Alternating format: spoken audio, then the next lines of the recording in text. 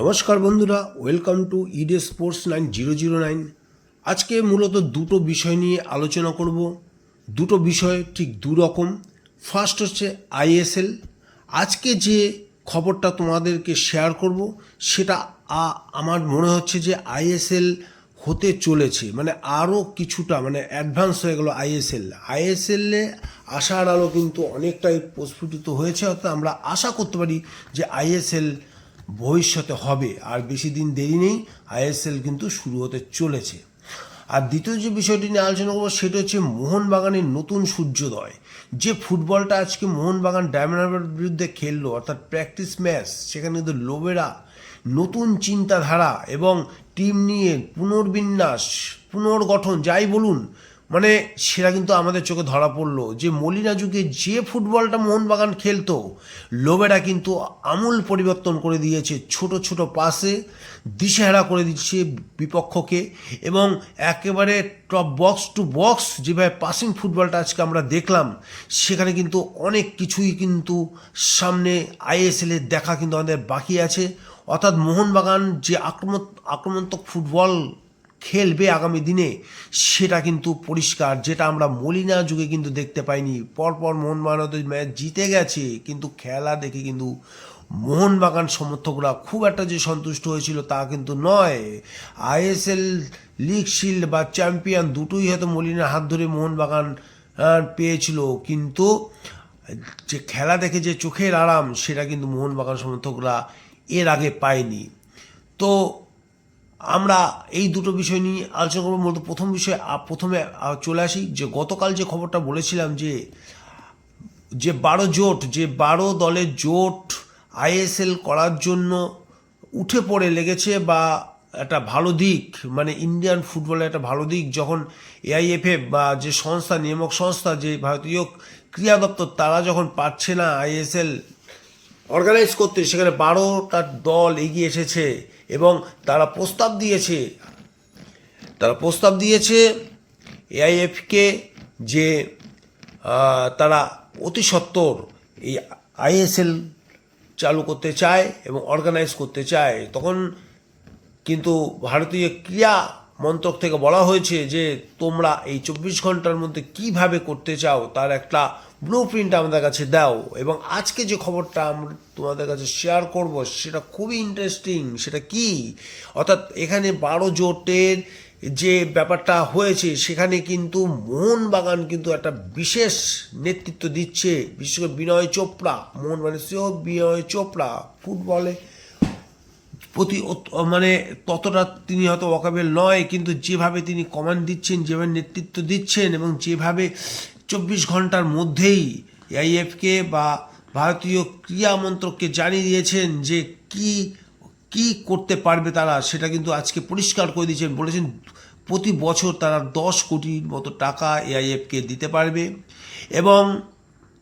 এবং এটা তারা 2026-27 এবং 27-28 2 সালে দেবে। কিন্তু এই বছরটা, অর্থাৎ 25-26 বছরে কিন্তু এই টাকাটা হয়তো নাও দিতে পারে, অথবা পরবর্তী সিজন থেকে এই 12 দলের জোট কিন্তু এই টাকাটা দিয়ে দেবে, এটাই কিন্তু শোনা যাচ্ছে। এবং এটা একটা পজিটিভ দিক যে এতগুলো টাকা, অর্থাৎ 10 কোটি টাকা এই 12টা দল জোগাড় করে এআইএফকে দেবে, এবং তারপরে এআইএফ পুরো এআইএসএলটাকে অর্গানাইজ করবে, এবং এখানে রেফারি থেকে শুরু করে সব কিছু নিয়ম বা যা কিছু হয়, রুলস প্রোটোকল, সেগুলো কিন্তু এআইএফের হাতেই থাকবে। অর্থাৎ একটা নিরপেক্ষ কোনো সংস্থার হাতে থাকাটাই ভালো। কিন্তু এখানে বাণিজ্যিক যে বিষয়টা রয়েছে, অর্থাৎ এখানে প্রফিট লসের যে ব্যাপারটা রয়েছে, 10 কোটি দেওয়ার পর বাকিটা কিন্তু এআইএসএল তার লাভ হলে লাভ হবে, ক্ষতি হলে ক্ষতি হবে, এই ধরনের একটা আলোচনা কিন্তু করে আজকে প্রেজেন্ট করেছে এআইএফের কাছে বিনয় চোপড়া সহ সমস্ত ক্লাবগুলো। অর্থাৎ আগামীকাল যে জেনারেল মিটিং আছে, সেই মিটিংয়ে কিন্তু এই বিষয়গুলো অবশ্যই উঠবে। অর্থাৎ এইখানে 10 কোটি টাকাটাকে কিভাবে দিচ্ছে এআইএফএফ, তারা তো 50 কোটি থেকে 35 কোটি নামার পর মাত্র এই 10 কোটি থেকে সত্যি তারা রাজি হবে, বা রাজি হলেও বা তারা বাণিজ্যিক দিক দিয়ে কোনো উপকৃত এর পরবর্তীকালে উপকৃত হবে কি হবে না সে বিষয়টা নিয়েও কিন্তু তারা দেখবে। অর্থাৎ আজকেই কিছু সেইভাবে বলা যাচ্ছে না, তবে আশা হলো যে এই 12 জোটের যে এই যে 12 দলের যে জোট, সেই জোট 10 কোটি টাকা দেওয়ার যে একটা সিদ্ধান্ত হয়েছে, একটা সাহসী পদক্ষেপ নিয়েছে, সেটা কিন্তু সত্যিই প্রশংসার যোগ্য, যেখানে মোহনবাগানের বিনয় চোপড়া নেতৃত্ব দিয়েছে এবং এই অর্থের ম্যাক্সিমামটাই কিন্তু মোহনবাগান দেবে বলে শোনা যাচ্ছে। ওয়াকিবহাল থেকে শোনা যাচ্ছে যে বেশিরভাগ টাকাটাই কিন্তু মোহনবাগান বিয়ার করবে এবং সেখান থেকেই কিন্তু আইএসএল পুরোটাই কিন্তু অর্গানাইজ করবে এই 12 দলের যে জোট, সেই জোট, এবং তাদেরকে 10 কোটি টাকা দেওয়ার পরে রেফারি থেকে শুরু করে বাদবাকি যা আছে সমস্ত খরচই বহন করবে কিন্তু এই 12 দলের জোট। অর্থাৎ সেই পর্যন্তই কিন্তু আলোচনা হয়েছে এবং বাকি আলোচনা এখনও অনেকটাই বাকি, যেটা আগামী কাল হবে এবং কালকে একটা ফাইনাল একটা সলিউশনে আসা যাবে যে আইএসএল কবে থেকে শুরু হবে এবং কারা কতটুকু দায়িত্ব পাবে, আইএফএফের কতটা দায়িত্ব থাকবে এবং ভারতের যে দল তাদের কতটা দায়িত্ব থাকবে। যদিও বা এই জোটের মধ্যে আমাদের বেঙ্গলের একটা দল কিন্তু নেই, মানে প্রতিদ্বন্দ্বী মোহনবাগানের চির প্রতিদ্বন্দ্বী ইস্টবেঙ্গল কিন্তু এই 12 জোটের মধ্যে নেই। তারা বলতে চাইছে যে তারা কোনো দায়িত্ব নিতে পারবে না, অর্থাৎ কোনো সংস্থার সঙ্গে যুক্ত হতে পারবে না, তারা এআইএফএফের আন্ডারেই খেলতে চায়। সুতরাং সেক্ষেত্রে কি হয়, কালকে যদি এখানে সমস্ত দলই কিন্তু কিছু না কিছু টাকা দিয়ে 12 কোটি টাকাটা অ্যারেঞ্জ করছে, সেখানে যদি ইস্টবেঙ্গল কিছু টাকা না দেয় তাহলে কীভাবে তারা এই আইএসএল খেলবে আমি ঠিক বুঝতে পারছি না। তো সময় বলবে যে কালকে কি হবে। তো এই বিষয়টা নিয়ে আর এগোবো না, তো মোটামুটি বোঝাতে পারলাম যে আইএসএলের আর এক ধাপ এগিয়ে গেল, অর্থাৎ আইএসএল হওয়ার দিকে আরও এক ধাপ এগিয়ে গেল। এখানে পুরো কৃতিত্ব আমি ঠিক বলবো না, পুরো দলের নেতৃত্ব দিয়েছে বিনয় চোপড়া, অর্থাৎ মোহনবাগানের সিও। এরপর আমি আসছি দ্বিতীয় যে আলোচনা, সেই আলোচনাটা হচ্ছে অনেক দিন পর মোহনবাগান কিন্তু দারুণ ছন্দে ফিরে এলো।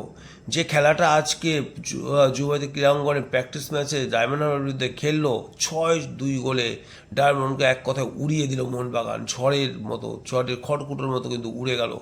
এখানে পুরো পাসিং ফুটবল, অ্যাটাকিং ফুটবল, পুরো মোহনবাগানের ভোল পাল্টে দিয়েছে লোবেরা। অসাধারণ ফুটবল, দুটো অর্ধে পুরো টিমটাকে চেঞ্জ করে দিয়েছে। তার যে পরিবর্তন কী ধরনের হবে সে কিন্তু আমরা বুঝতে পারিনি, কিন্তু 2 অর্ধে পুরো 2 ধরনের দুটো টিম কিন্তু নামিয়ে দিল এবং 2 অর্ধেই কিন্তু দুটো দল তিনটে করে 6টা গোল মোট করেছে। কিন্তু যেখানে প্রথম হাফে খেলেছে কারা, দিমিত্রি পেট্রাস নাম্বার 10 প্লেয়ার হিসেবে দিমিত্রি পেট্রাস খেলে আজকে সত্যি সেই পুরনো দিমিত্রির কথা মনে পড়ছে, যেমন সেই দিমিত্রিতে ফিরে আসলো, যেমন টাচ তেমন পাঁচ।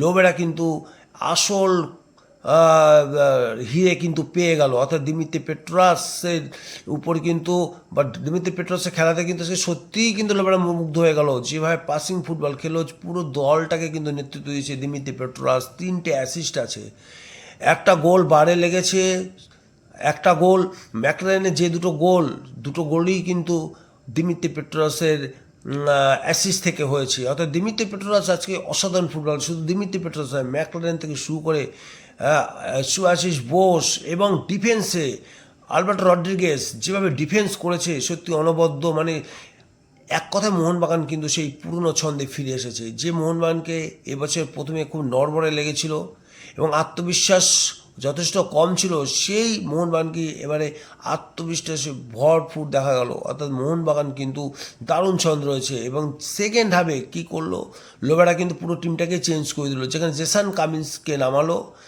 ম্যাকলারেনের পরিবর্তে। এবং আরেকটা কথা বলতে ভুলে গেছি, সেটা হচ্ছে কি আজকে ব্রাজিলিয়ান রবসন পায়ের খুব জাদু দেখা গেল, পায়ে যে তার জাদু আছে সে কিন্তু আর একবার দেখে দিল। আজকে যথেষ্ট ভালো খেলেছে এই রবসন, অর্থাৎ লোবেরার কাছে পড়ে প্রত্যেকটা প্লেয়ার তাদের নিজস্বতা কিন্তু ফুটিয়ে তুলেছে, তাদের যে পারফরমেন্স, তাদের স্কিল, সেইগুলো কিন্তু আমরা আবার নতুন করে দেখতে পাচ্ছি। দিমিত্রি যেন নিজেকে আবার ফিরে পেয়েছে, সেই হাবাসের যুগে, যে ফ্রেন্ডের যুগে যে দিমিত্রিকে আমরা দেখতে পেয়েছিলাম, সেই দিমিত্রিকে কিন্তু লোবেরা কিন্তু তার ভেতর থেকে সেরাটা বের করে নিয়ে আসছে এবং আগামী দিনে আইএসএলে কীভাবে পারফর্ম করে সে অপেক্ষায় কিন্তু আমরা রইলাম।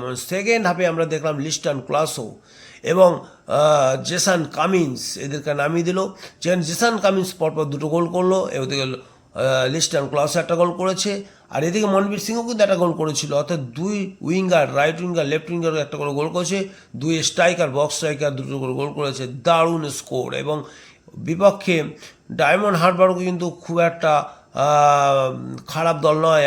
আই লিগের জন্য তারা প্র্যাকটিস করছে বা তার জন্য ট্রেনিং নিচ্ছে, এবং ডিকুনা কিন্তু যথেষ্ট ভালো প্র্যাকটিস করাচ্ছে। কিন্তু মোহনবাগান আজকে এতটাই ভালো ফুটবল খেলেছে যেখানে আজকে খুঁজেই পাওয়া গেল না ডায়মন্ড হারবারকে। তো মোহনবাগানে আগামী দিনে কি ফুটবল খেলতে চলেছে বা কি ফুটবলটা খেলবে সেটা নিশ্চয়ই তোমরা বুঝতে পারছো। তো এই ছিল আজকে আমার ভিডিও। তো ভিডিওটা তোমাদের ভালো লাগে লাইক এবং শেয়ার করতে একদম ভুলবে না। যারা এখনও পর্যন্ত এই চ্যানেলটাকে সাবস্ক্রাইব করোনি, কেন এত ওয়েট করছো? সাবস্ক্রাইব করে ভালো, যাতে নতুন নতুন ভিডিও সবার আগে তোমরা পেতে পারো। আর এই ভিডিওটা দেখার জন্য তোমাদের অসংখ্য ধন্যবাদ। আবার দেখা হবে নতুন কোনো ভিডিওতে। বাই।